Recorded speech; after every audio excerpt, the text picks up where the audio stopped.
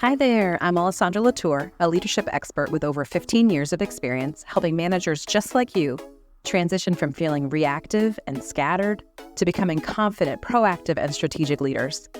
Through the Latour Leadership Academy, I empower overwhelmed or growth-oriented managers, whether newly promoted or experienced but struggling to balance demands, with the tools, strategies, and coaching they need to shift from day-to-day firefighting to long-term strategic thinking. In this podcast, we dive into practical ways you can develop an authentic leadership style, build strong team collaboration, and create a productive, positive work environment. Together, we'll tackle the challenges of managing time, teams, and priorities so you can lead with clarity and confidence, not just solving today's problems, but driving sustainable growth for yourself and your team. If you are ready to stop feeling reactive and start stepping into your role as an authentic, strategic leader, you're in the right place. Let's get started. Welcome to today's episode. I'm Alessandra, and today we're tackling a hot topic in leadership, open door policies. At first glance, an open door policy sounds great, right? It's a way for leaders to say, hey, I'm here from you, come to me with anything. Leaders implement these policies with good intentions, encouraging accessibility, transparency, and trust. But here's the question. Does it truly work? Or does it create more problems than solutions? In this episode, we're going to explore the real impact of open door policies, share data-backed insights, and break down practical ways to foster open communication without the unintended downsides. Let's start with some context. According to Forbes, in 2023, 58% of team members say open door policies are ineffective because leaders fail to act on the feedback they receive. While the idea of an open door implies trust and transparency, research shows that it often results in informal grievances rather than actionable discussions. Team members may vent about frustrations, but without structured follow-up, these conversations rarely lead to meaningful change. Of course, the advocates of open door policies argue that they make leaders more approachable and prevent miscommunication. So, are open door policies the problem, or is it how they're implemented?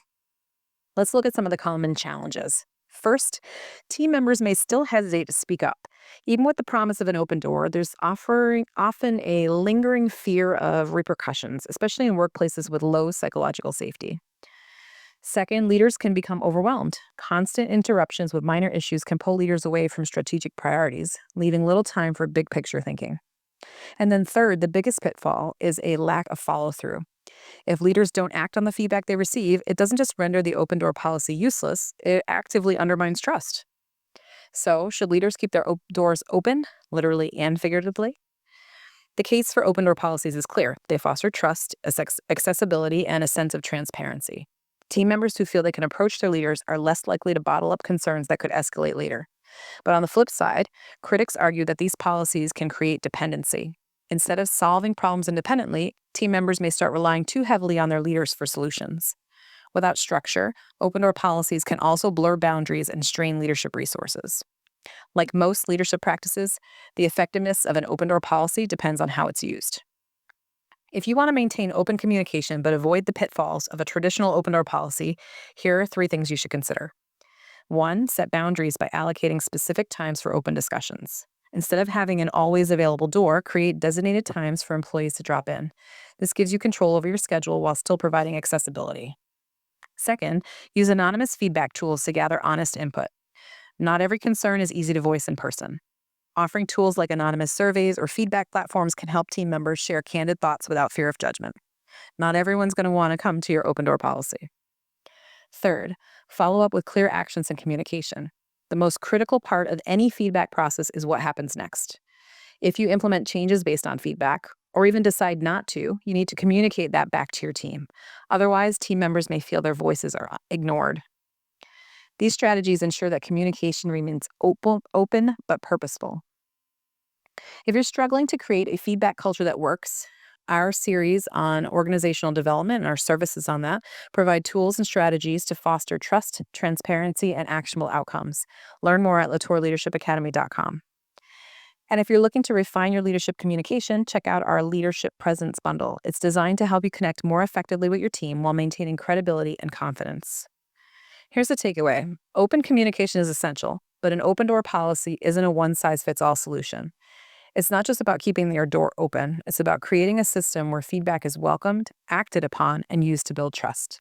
So, how are you fostering communication in your organization? Are you providing both access and action? Thanks for joining me today for this episode. If you found the discussion helpful, share it with a colleague or leave a review. And as always, remember, leadership isn't about having all the answers. It's about listening, learning, and leading with intention.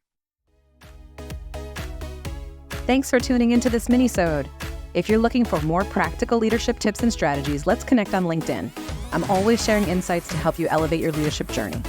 Before you go, don't forget to head over to latourleadershipacademy.com to grab your free resource. It's packed with actionable tips to help you lead with confidence and clarity. Want to keep growing your leadership skills and inspiring your team? Head to authenticleadershipunlocked.com to join our newsletter and get exclusive leadership insights and action steps delivered straight to your inbox every week. I appreciate you spending time with me today.